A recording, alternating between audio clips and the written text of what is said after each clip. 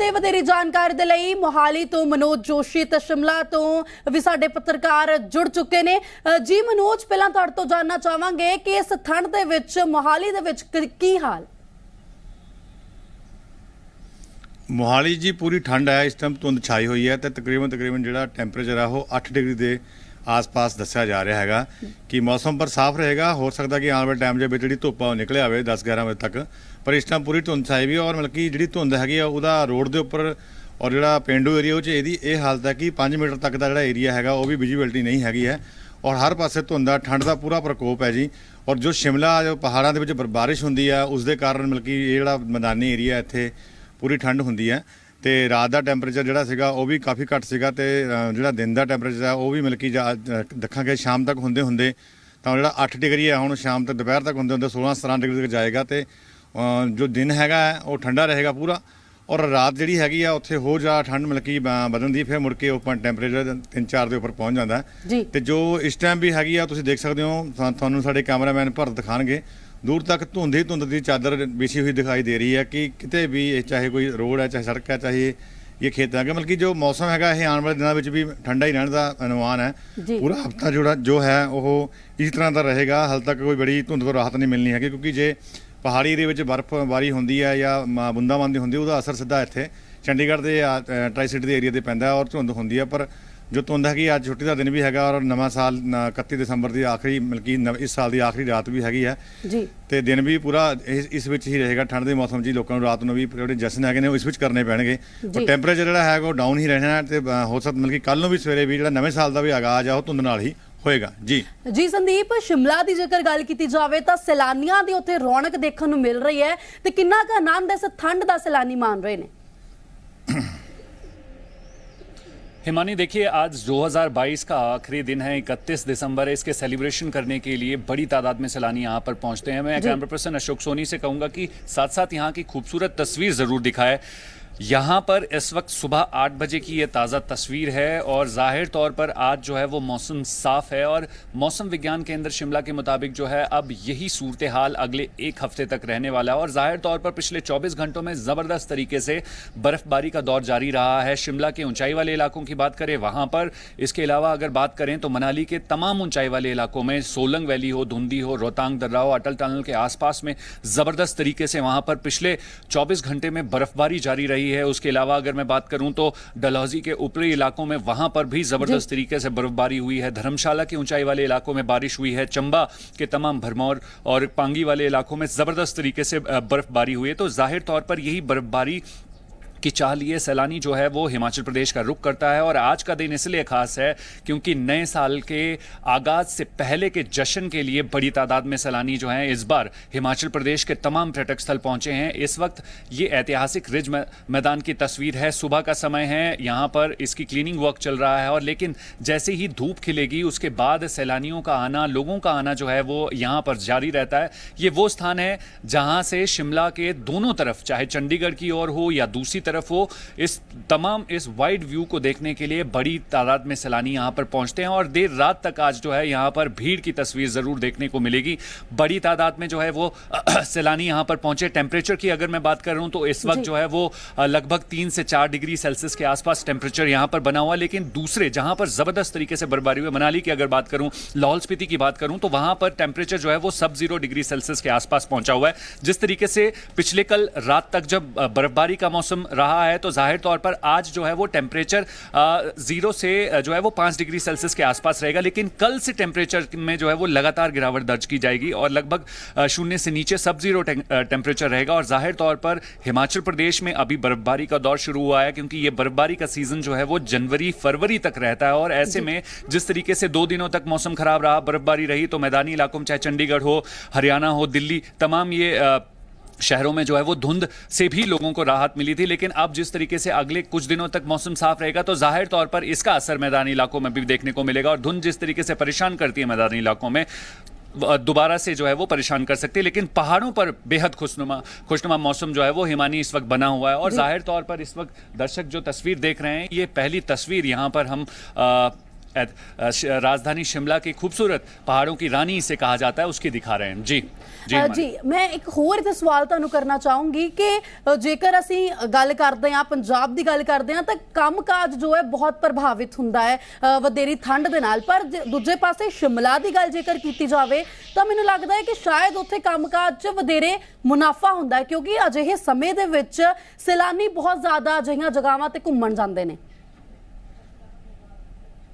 हिमानी, आपने ठीक कहा, क्योंकि यहाँ पर जो है वो बर्फबारी और ठंड का एक्सपीरियंस करने के लिए देश के कोने कोने से और विदेशों से भी यहाँ पर सैलानी पहुँचते हैं। और जो ये न्यू ईयर सीजन होता है वो क्रिसमस से ही शुरुआत इसकी होती है और साल के पहले हफ्ते तक जो है वो बड़ी तादाद में सैलानी यहाँ पर पहुँचते हैं। मैं साथ साथ कहूँगा कि खूबसूरत तस्वीरें ज़रूर दिखाते रहें। जाहिर तौर पर क्रिसमस में भी हमने बड़ी भीड़ यहाँ पर देखी है और न्यू ईयर ईव को सेलिब्रेट करने के लिए भी बड़ी तादाद में सैलानी यहाँ पर पहुँचे हैं। बेशक ठंडा ज़रूर होता है, लेकिन इसी बर्फ और इसी टूरिज्म की वजह से जो है वो पर्यटन व्यवसाय से जुड़े लोगों का रोजगार जुड़ा होता है हिमानी, क्योंकि जैसे ही यहाँ पर सैलानी पहुंचते हैं तो इनकी आमद जरूर बढ़ती है। एक और महत्वपूर्ण जानकारी दर्शकों को दे दूं, जो भी इस दौरान हिमाचल प्रदेश में प्लान कर रहे हैं अपनी छुट्टियां बिताने के लिए, उनको कुछ बातों का ख्याल रखना होगा, क्योंकि जिस तरीके से लगातार टेम्परेचर गिरता जा रहा है तो तमाम ऊंचाई वाले क्षेत्रों में जो है वो कई सारे ऐसे जोन हैं जहां पर अभी फिलहाल इंटीरियर इलाकों में जो है वो कनेक्टिविटी थोड़ी प्रभावित हुई है। तो ऐसे में उन इलाकों से जो है वो पहुंचने के लिए बचना जरूर है।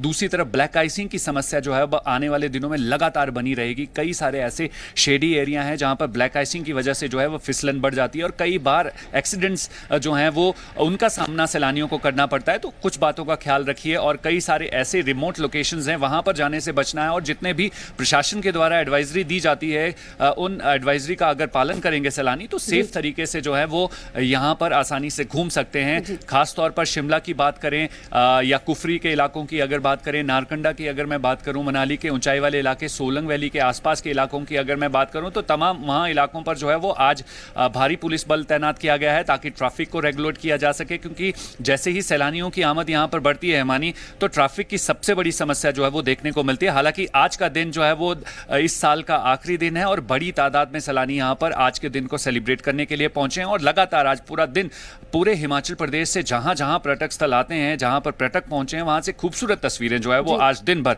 हम हमारे दर्शकों को जी पंजाब हरियाणा के माध्यम से दिखाते रहेंगे। जी हिमानी।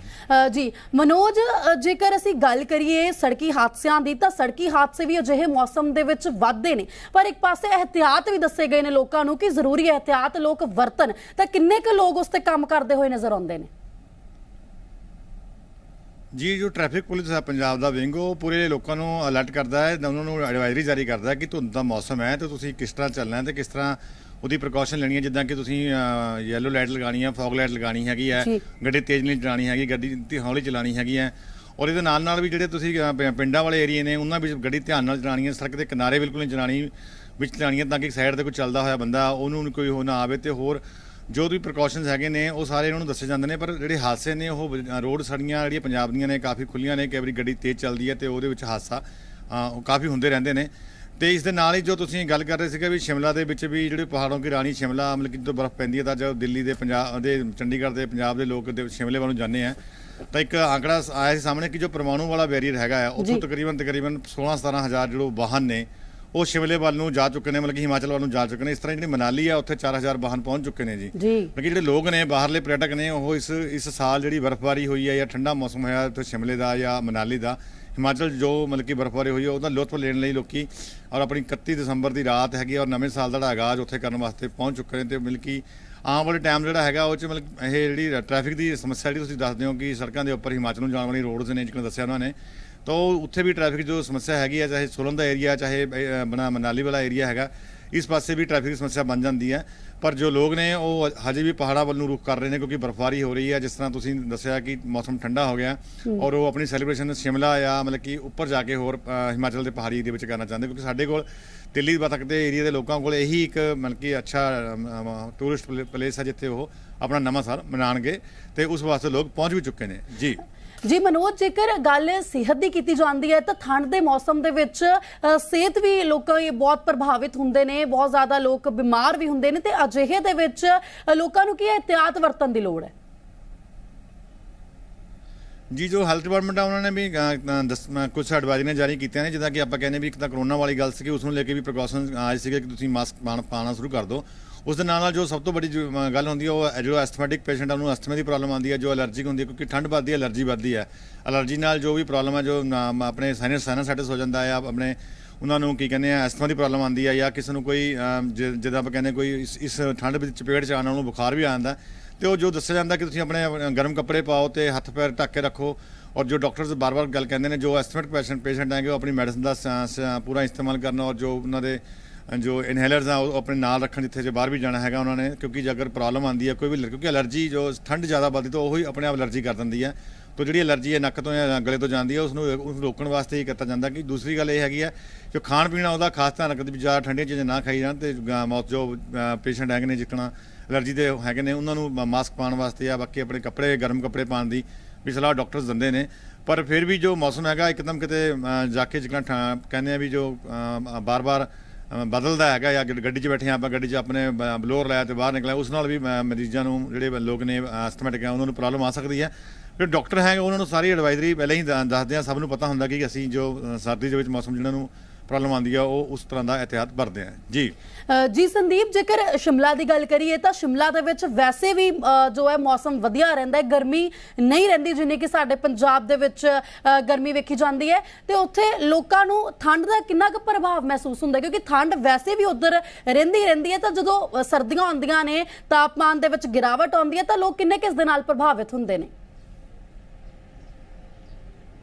देखिए हिमानी, सर्दियों को लेकर जो है वो दो पहलू हिमाचल प्रदेश में। एक पहलू ये है कि जहाँ पर पर्यटक स्थल हैं वहाँ पर जिस तरीके से बर्फ़बारी और ठंड है तो उसके बाद जो है वो लोगों का रोज़गार बढ़ता है और सैलानियों के लिए कई ऑप्शंस खुलते हैं यहाँ पर घूमने के लिए।